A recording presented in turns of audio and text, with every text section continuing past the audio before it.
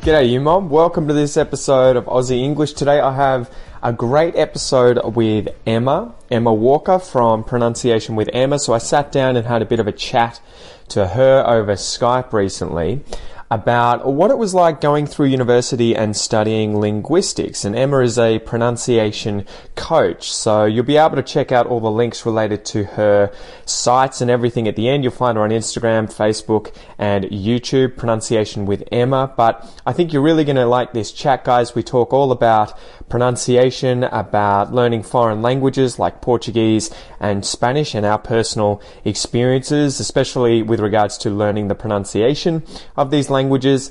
She's got an interesting accent because she comes from a certain area in Britain, so it'll be interesting to see if you guys notice where that accent is from. And it's also obviously good practice for your ears to get used to different accents. And we also have a bit of a chat about different slang, especially slang in Britain, and a term she used that I had never heard in my life. So that was interesting. Anyway, guys, let's get into it. Emma Walker from Pronunciation with Emma.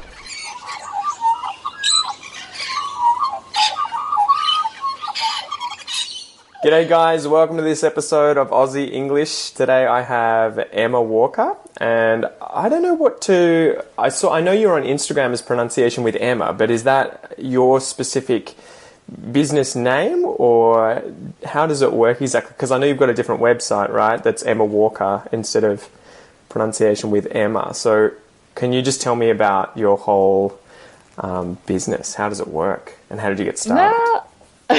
So my website is also Pronunciation with Emma, so I don't know if there's another teacher Emma Maybe Walker I was getting around. confused. Yeah, sorry, my bad. All right, so it's only Pronunciation with Emma. Gotcha. Yeah. Someone's trying to copy me. Yeah. I focus more on pronunciation, but it hasn't always been that way. I studied English language and linguistics at university, and I absolutely loved my pronunciation and, phonetics and phonology modules. I was really interested in those. And what did they cover exactly for those who aren't linguistically inclined? What were those sorts of modules covering in the English language and pronunciation? Yeah, I still remember the first kind of introductory modules, they were based on just learning the IPA. So I still remember this PhD student who used to do the seminars with us, and she used to sit at the front of the class just basically trying to replicate some of the sounds, and we would copy her, and we would be sitting there with little mirrors trying to mimic exactly what she was saying, and it was just so funny. Did you have to learn all of the different sounds in the IPA, like everything the human vocal tract is capable of? Or? Everything. The first one was just knowing the British phonemic chart, which was easy. At that time, I had a very strong Yorkshire accent because I'm originally from York, which is in Yorkshire, which is in the north of England. I was going to ask you, I was like, it's not Scottish. I know that it's not Scottish, but I'm like, I can't tell. No, it's quite a few hours from Scotland still. There's still a few miles in between Yorkshire and Scotland. But so if we were to break this down, in Game of Thrones, if your accent was placed on the map, where would you be in Game of Thrones? Because I know that the accent gets stronger the further north you get, right? Yeah, it would be the north. Yeah. And it's interesting because the northern characters actually have northern accents. Yeah, exactly. So you'd be a wildling. I would, yeah. Oh, what's her name?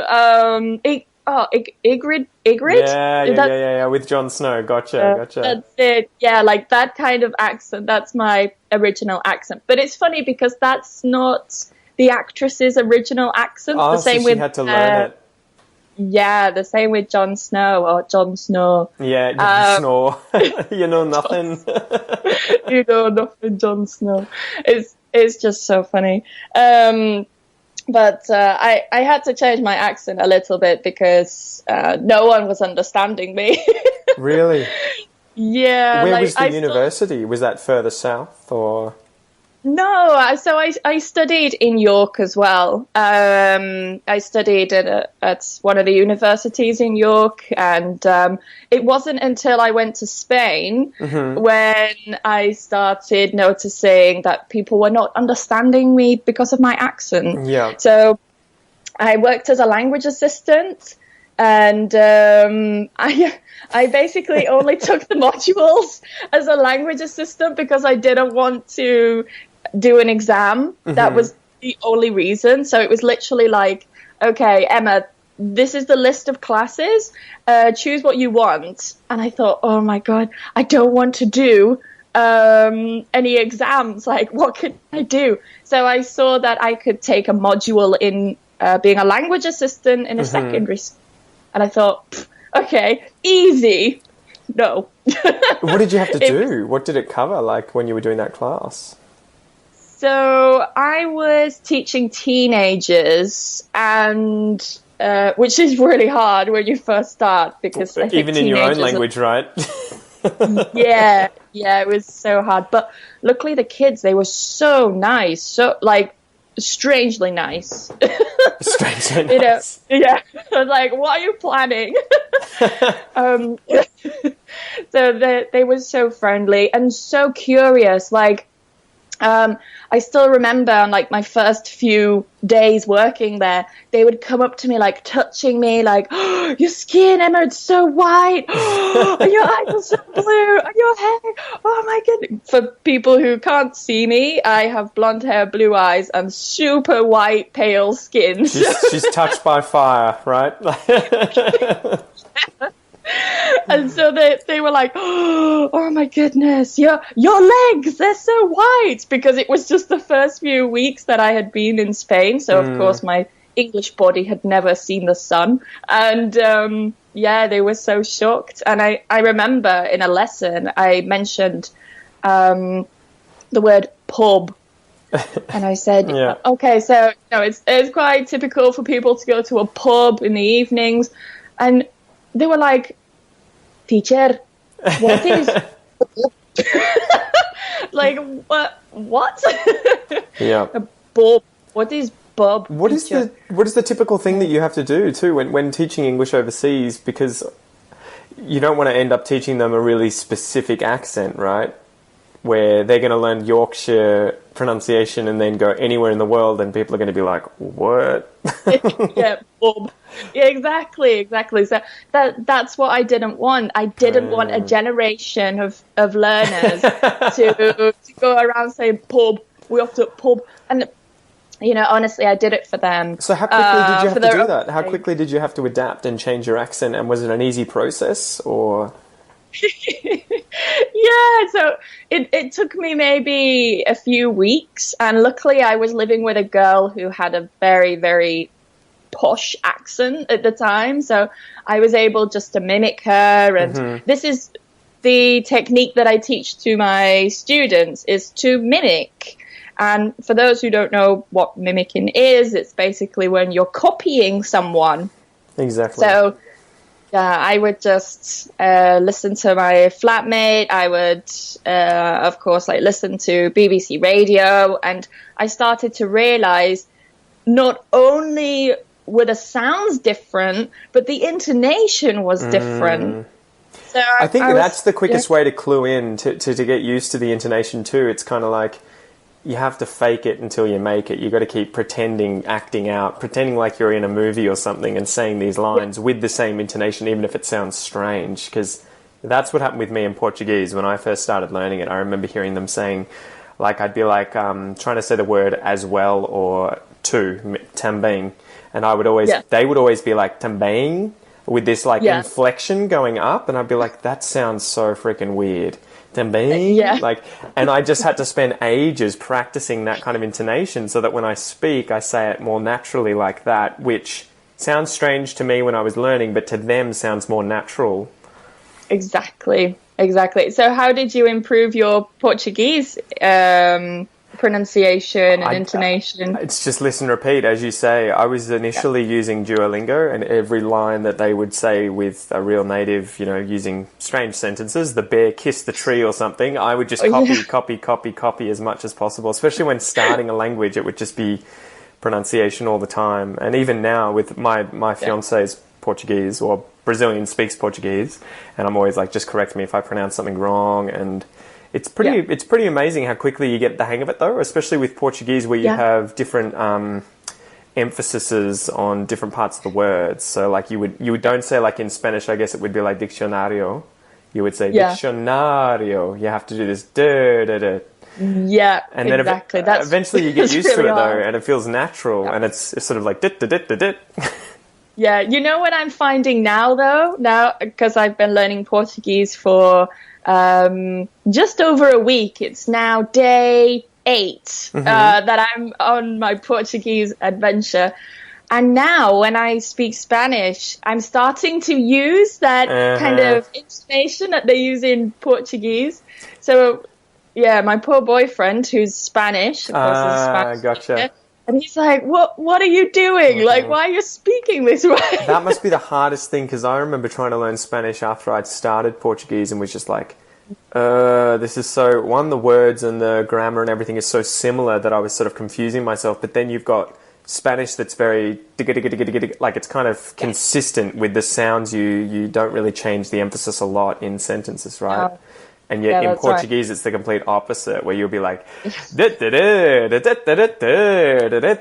it's just, it was weird. And at first I was like, I always loved Spanish and wanted to learn it, and thought when I first heard Portuguese, I was like, this language sounds so freaking weird with this like, but now I listen to Spanish and I'm like, there's no like emotion to it. It's just, I know. It's funny because someone said to me the other day, like, why are you learning Portuguese? It's such a dull-sounding language. I'm like, have you heard Portuguese? What language have you listened to? Jesus. It's the least dull language I've ever heard. So what made you decide to learn Portuguese after learning Spanish? Tell us about that story, because I only noticed that a few minutes before we got on the call, and then I was like, oh, wow, okay. And you were like 5 days in, I think, on your Instagram. So what made you start that, and how are you learning, and what have you experienced so far? Well, I already speak Spanish, so to learn Portuguese, it's kind of like, why not? It's like a shortcut almost. I feel like I'm cheating. So I just modify my accent. Fluent. That's it. Yeah. I basically feel fluent in Portuguese, but the problem is that I keep mixing. And I was telling a friend this as well, and she's Brazilian. She's an English teacher, and I said, like, I just confuse little words like but, however. Yeah, that's right, because you've got what? Mas in Portuguese for but then it's like pero in Spanish, right? They're completely different. Yeah. You'd be like, what?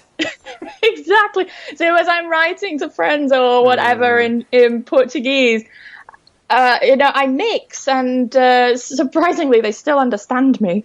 But yeah, I'm kind of learning it just because it's so close to Spanish, and on top of that, I have quite a lot of Brazilian followers on Instagram, and I thought, it'd be so cool if I could understand some of these guys and understand their comments and stuff, because they're pretty rabid. They're pretty rabid with regards to being fans of people too. So I think you tend to receive a much bigger warm welcome if you're someone learning Portuguese than if you were learning Spanish, where I think they're so used to it, they're just like, man, another gringo learning Spanish, whatever.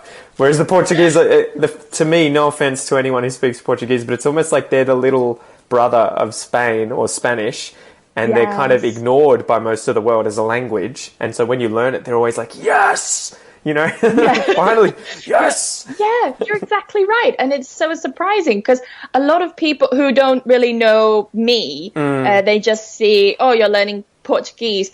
They actually messaged me, quite a few people messaged me like, why are you learning Portuguese? Why don't you learn Spanish? And it's like, complete it, mate. Like, speak it, mate. And the Portuguese people who will message you will be like, I'm happy to teach you. Do you need time? Like, we can do Skype calls. I'll help you. I'm happy to, like, what can I do to make your life easy? Yeah, exactly. Yeah. And the funny thing It's is, I always incredible. find people don't realize how many people speak Portuguese.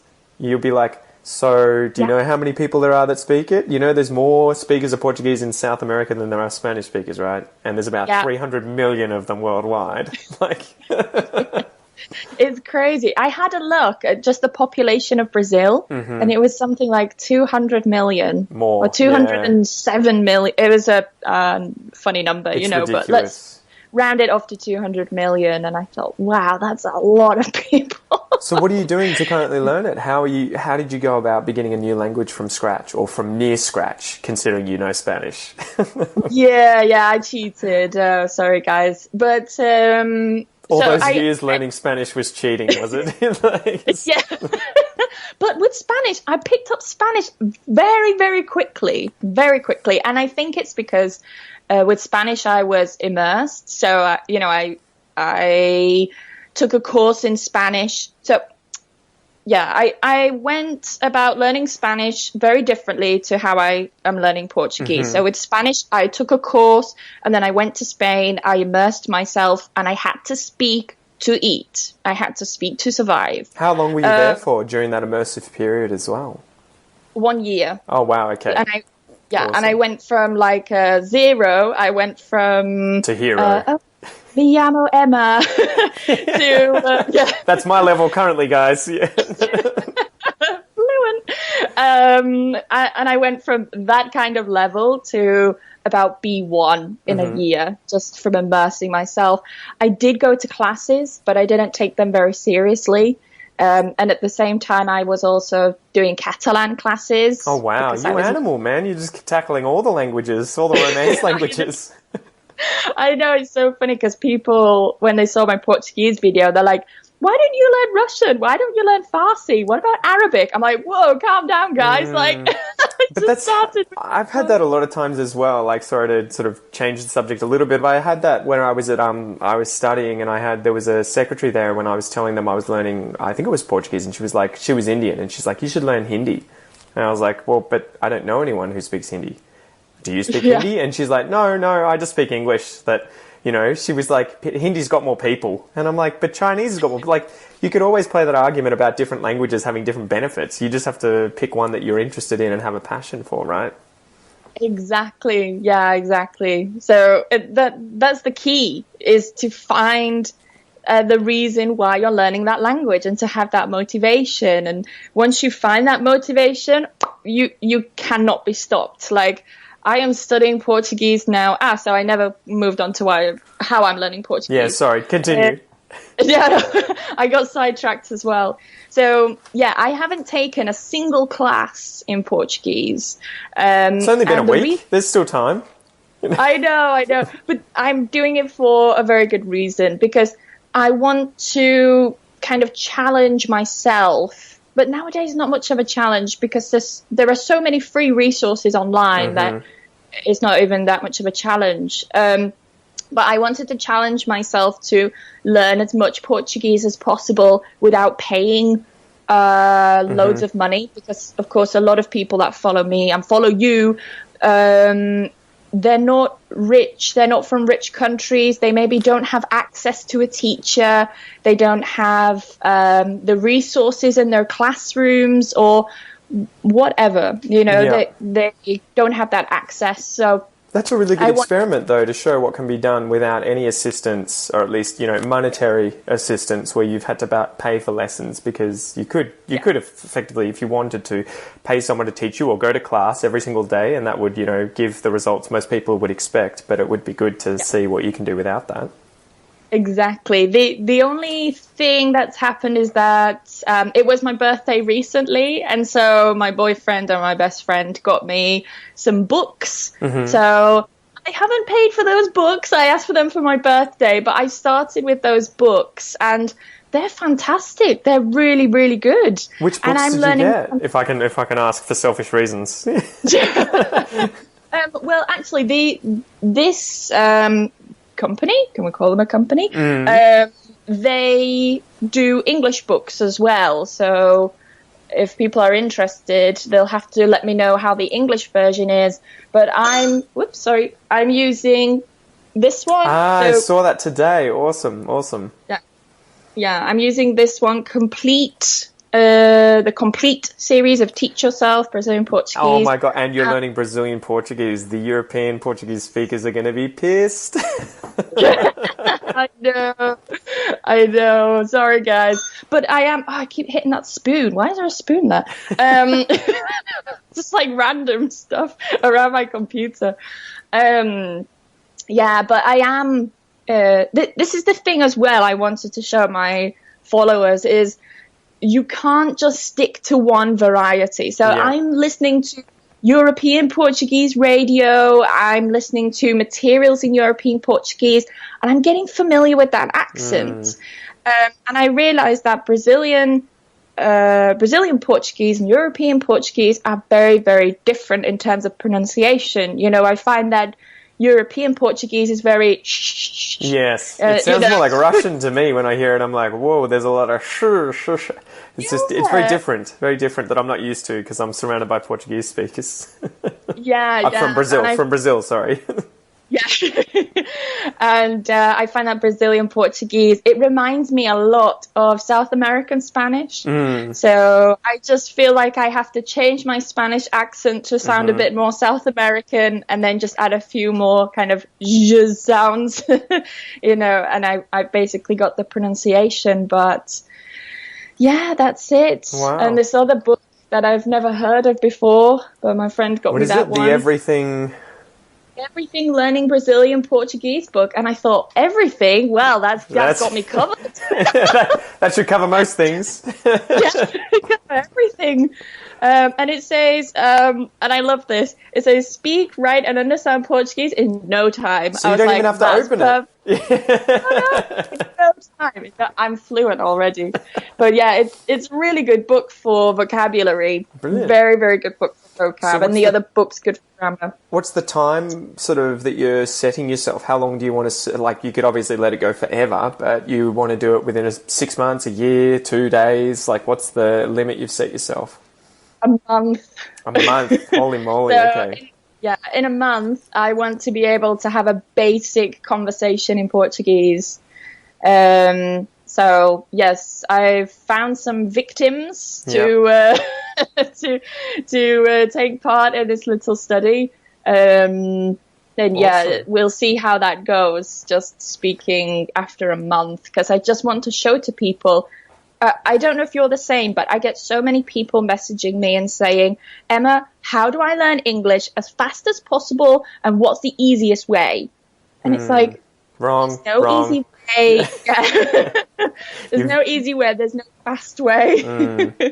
That's one of those things that it would be good to talk about for a bit, because it's kind of like losing weight. It's kind of like you've come in with the wrong attitude if you see it as a how do I do this overnight thing. Personally, I think it's more you need to reassess how you're viewing this activity, and it's almost like it's a lifestyle activity. You have to change the way that your life fits around this language now and think, okay, this is not a week, this is not a month, it's not even a year task. It's something that's ongoing, potentially forever, that you just chip away at slowly. And that's kind of daunting, but at the same time, I feel like that's really sort of, it releases you a bit of stress because you know you've got so much time, you know, and you just keep trying to get one step ahead every single day. And it's kind of like, okay, I don't have to make massive strides. I don't need to lose 10 kilos this week.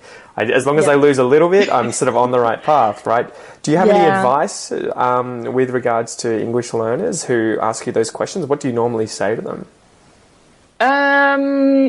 So I normally say to them, set a goal. And so this is what I've been doing. So my first week, my goal was to be able to introduce myself in Portuguese and say something about why I'm learning Portuguese. That was my goal. And I did it. And I put that video on the internet for everyone to see.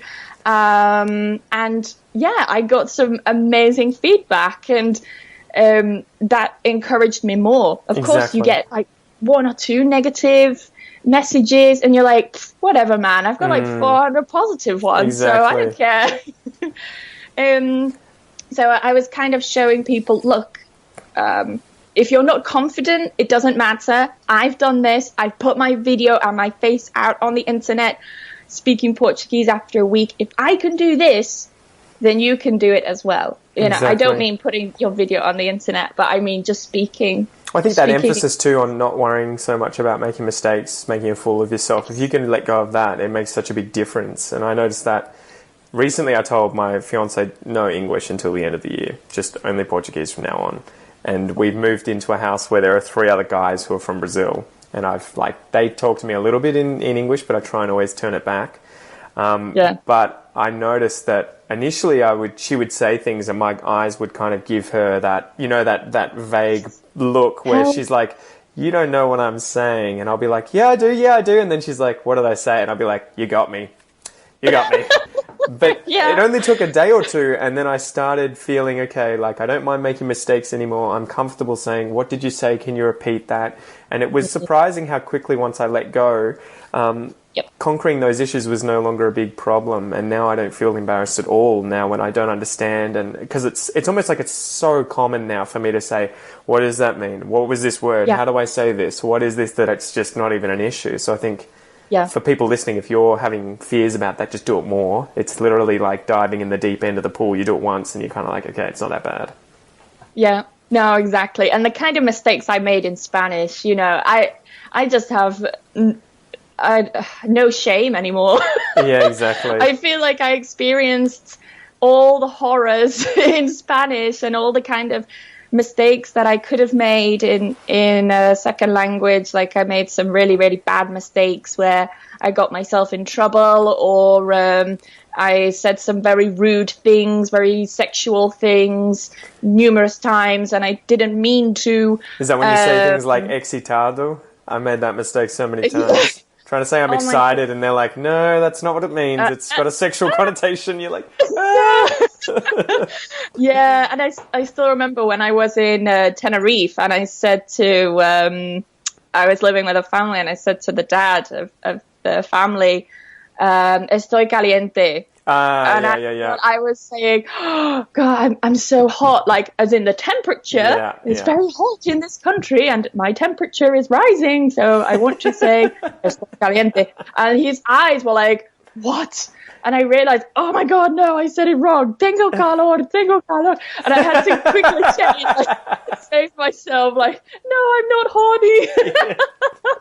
Not in this temperature, my friend. So yeah, it was embarrassing, but I've said much worse. And yeah. So I wanted to ask you, when you were learning immersively, as an English teacher, what sort of experience did you have? And do you have any advice for people who are in that same position now and how to get the most out of it? Yeah. So the thing is, I don't know how it is for people going to Australia. But I find that when people come to England, the same thing always happens, and they say, oh, English people don't want to talk to me. English people don't want to be my friend. They're so closed. They just want to be friends with each other. They don't want to talk to me. And I think that's kind of true to a certain extent, because it's kind of like, well, why should they be your friend just because you're foreign? You know, remember too, I go outside. Most Australians aren't my friends. They don't want to talk to me. Yeah. They'll ignore me. I'll walk up to them and be like, hey, do you want to chat? And they'll tell me to F off. You know? Yeah, exactly. And, you know, it's exactly the same for me. I have very few English friends because I just haven't found the right people who I have things in common with. And I find as well, I'm 26 now, and I find that most 26-year-olds are not making YouTube videos. They have their own companies. They are running their own business and teaching. They've traveled. They speak X number of languages. So I find it quite hard to find people my own age who have similar experiences to me. So that's quite tricky. What advice would you give them if they say to you, how do I best engage with or become a part of the community in England? Or, you know, I'm sure that the same advice would apply here in Australia. What advice would you normally give them? I encourage my students, like, I have to really force them to go out to, like, meetings, to join clubs, like, join your local sports club. Even if you don't play sports, just go. play tennis and see who's around, or join a football club or something. Or if you enjoy painting, go to a painting class, start talking to people. And I think people put too much pressure on other people to start talking to them, but they also need to think that they need to start communicating with other people as well. They need to initiate that conversation, because, you know, when I was in Spain, I found people were quite accommodating, and they would be asking me like, "Are you okay here? If you need anything, I'll help you." And, you know, they were so understanding because they traveled. Yeah. But here many people maybe haven't traveled, or they just haven't learned another language we don't understand.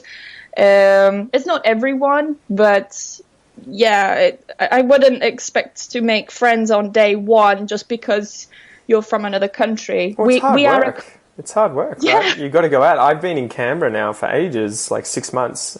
Ages for me. Okay. I've just moved to this city, and I've just been inside the whole time. We've made, like, Kel and I have made like 2 friends. I mean, and that goes to show we haven't been working our asses off to try and meet people or anything like that. But we've, you know, so it goes to show that even native speakers, or for me at least, in this country, find it difficult if you don't put in that effort. So you have to find, some kind of social thing that you can go to and just be the person that goes up to people and introduces yourself and starts those conversations. And eventually, it's almost like dating, right? You just have to keep doing it until you find someone you get along with.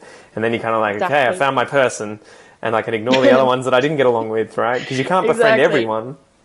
No, exactly. And I think that's what people make the mistake of doing. They try and make friends with everyone, and then they realize that they're not spending enough time. Like, one thing I found with a lot of my Spanish and Italian friends is that they would say to me, "Oh, I don't have time this week. Oh, sorry, I'm working so much." But then I would see them on Facebook with other friends. And it's like, oh, so you have time to go out with your Italian friends or your Spanish friends, but not time to go out with me? And, you know, you have to keep, I don't know, it's like a relationship, as you said, you know, you have to keep in touch with those people and find people that you're interested in, you have the same interests. And that's why clubs are a really good idea. When I was living in Spain, I joined a language exchange, and I met some people there, and then we found out that we had common interests. Mm-hmm. We liked, I don't know, just going out, doing stuff, you know, so we would go out hiking or go out into the mountains or whatever, you know. I'd never been in the mountains in my life. So. Exactly. One of the good things too is just if you do go to some kind of event, like, you know, or some club where you're doing a sport or something, ask people out afterwards. That's when you get to sort of chat and just take it easy and find out, you know, who are the people that are worth hanging out with, and they'll put their hand up for it, right? If they're up for going and getting dinner after a match or whatever it is that you've gone to at the club, then you'll be like, okay, this person's keen to socialise as well. I wanted to ask you though, accents in the UK are insanely diverse compared to places like Australia. What advice do you give students who come to England, whether it is about which accent to learn and how to learn it, or how to just get the listening comprehension down for all the different accents in England? Because this can obviously apply to learning any accent, or at least becoming accustomed to it. What do you suggest they do? Yeah, so I suggest listening to like local radio stations for one. You know, you could literally just go on Google and type Yorkshire radio stations and just choose one. Thanks for the internet. Yeah. Yeah. What's really good as well is we also have regional news. So, you know, you can just look for like BBC Yorkshire or BBC Northumbria, whatever. So we have different ones there, and I just suggest people listen to that. The BBC also has a really good website where they give like like a glossary of all the dialect terms. Oh wow, really? Yes, I do not recommend that people do that unless they are moving to that area. So, you know, if you're moving to, for example, Bristol, it may be good to learn some of the dialect in Bristol just so you know what people are saying to you. So is that, when you say that, do you mean it's like slang or something? It's not just standard English with a different accent, it's specific terms to that area and not anywhere else? Exactly. Gotcha. Yeah, like Bristol, I heard for the first time in my life, I heard Gertlush. And I was like, I have no idea what that is. Exactly. What is Gertlush? That's well Gertlush. I was like, I don't know what you're saying. What does it mean? I just asked. Yeah. It means like it's really nice. It's really good. Like, oh, this cider is Gertlush. And they use that herb here, so Yeah. I'm trying to mimic and pick that up. But yeah, they would say stuff like that. And actually, there is a pub close, in the centre that's called Gertlush. So now I know what it means. Oh, yeah, that sort of stuff's crazy. And I guess it is important to sort of focus on that more when you get settled in a place than try and learn everything, because if you do that, 90% of it probably won't be useful. You know, if you learn Australian slang and move to Bristol, or you go to somewhere in the US, it's going to be effectively useless.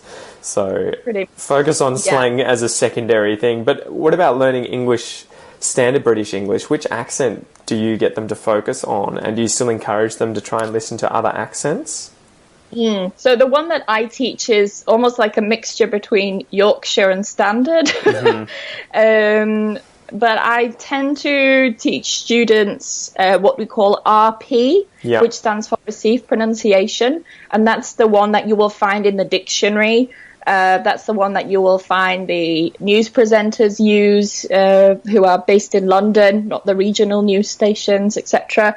But I still keep some of my northern sounds, you could say. So, for example, I don't say path, glass, grass. I say path, glass, grass, which I find is just easier for students to do. That's actually funny. Yeah, that's a point that's different between you and I, because I would say path, grass, and glass instead of path.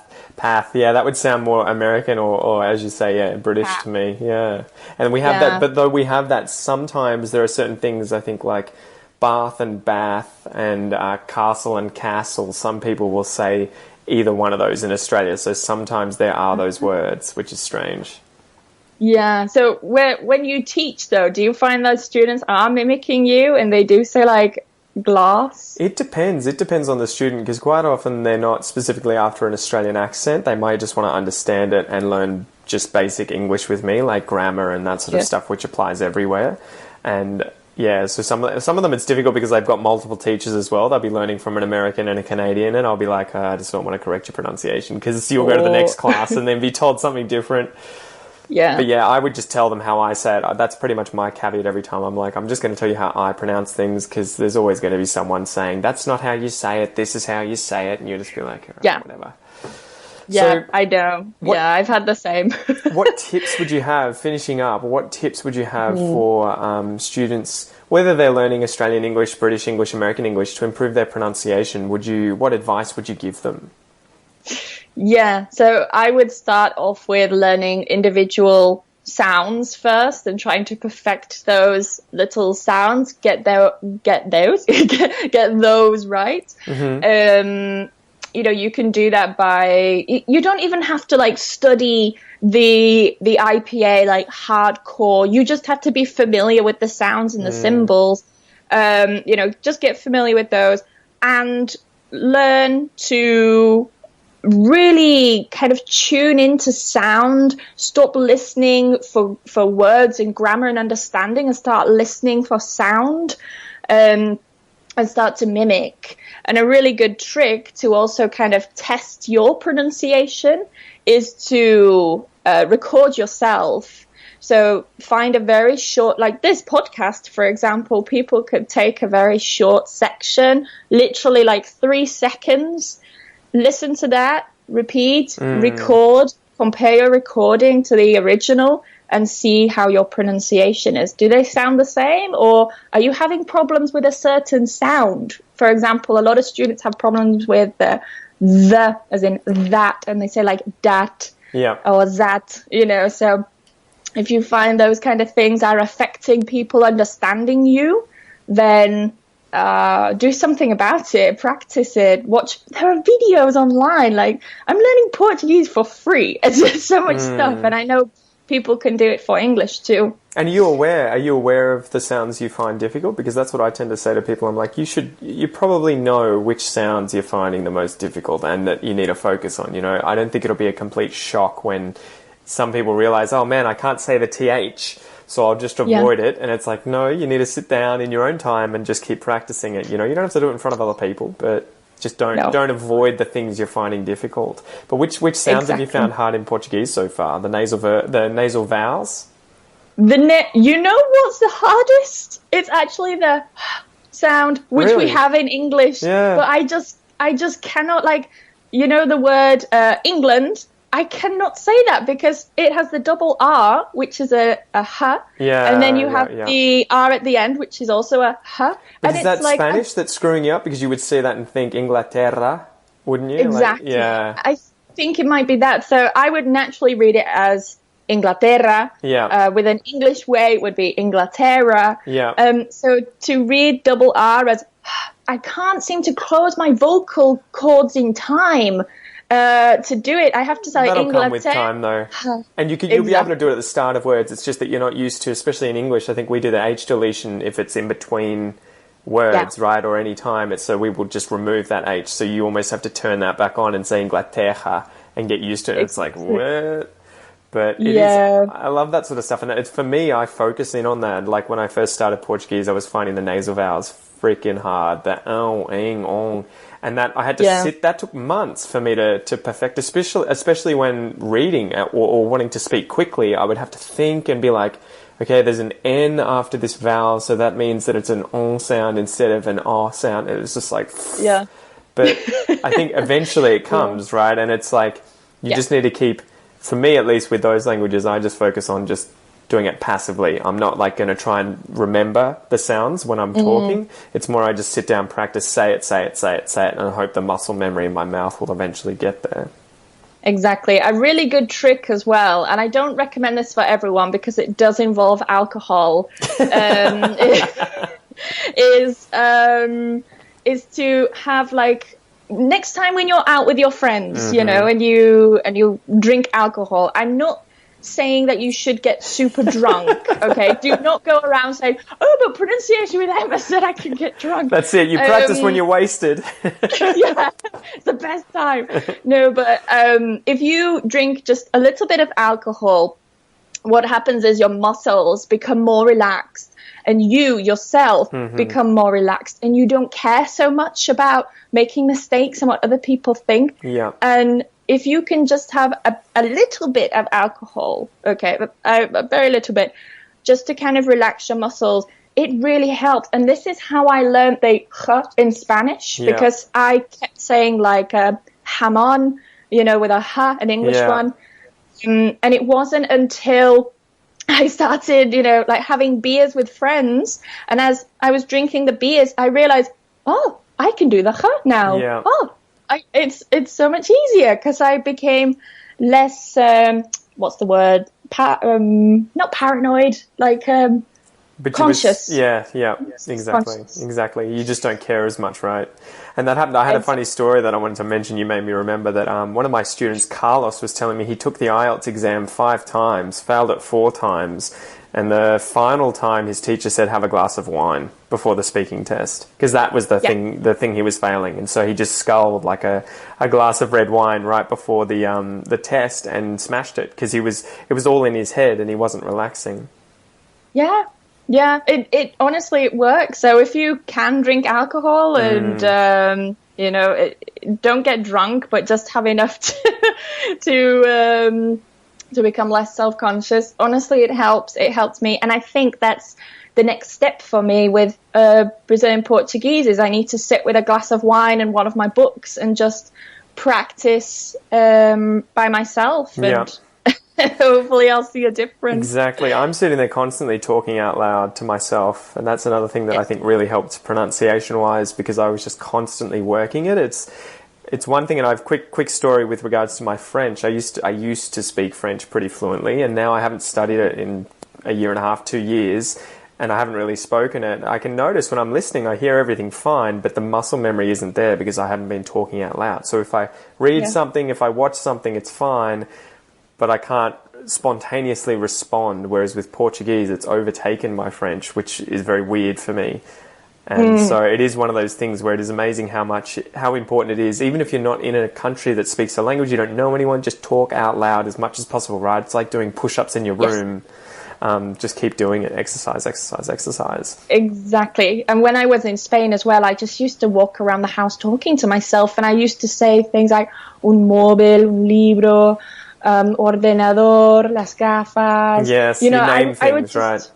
Exactly. I would just do that. And as I was doing actions, I was thinking to myself, like, oh, I'm putting the sugar in, and that would help me practice grammar. And I just developed fluency that way. And I started to think in Spanish, and occasionally I do think in Spanish. It's strange because it tends to be when I'm really stressed or I'm really excited about something. I don't know. It's like English for me is the serious language, and then as soon as I get like really excited about something or very emotional or angry, I start thinking in Spanish, and it's so weird. I don't know why. I think the brain in languages is an amazing thing. But we better wrap it up, Emma. Where can people find out more about you, and if they're after British pronunciation, where can they learn this from you? So, for me.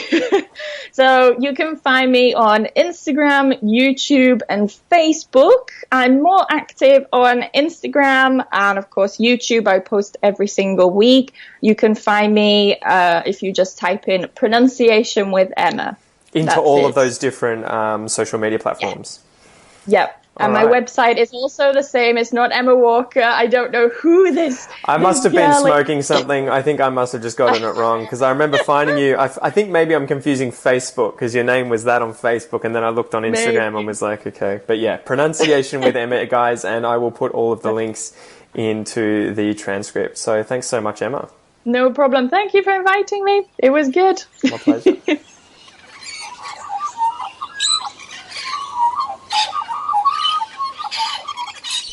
So that was the interview, guys. I hope you enjoyed it. Big thanks to Emma for coming on the Aussie English Podcast. Remember, guys, you can find out more about Emma via pronunciationwithemma.com. If you would like pronunciation tutoring for the British accent, you can get lessons with her. You'll also find her on Instagram, Facebook, and YouTube. Just search pronunciation with Emma. The links will all be in the transcript as well if you guys are interested in learning more about Emma. Anyway, guys, I hope you enjoy the episode, and I hope you have an amazing week, and I will talk to you soon. See ya.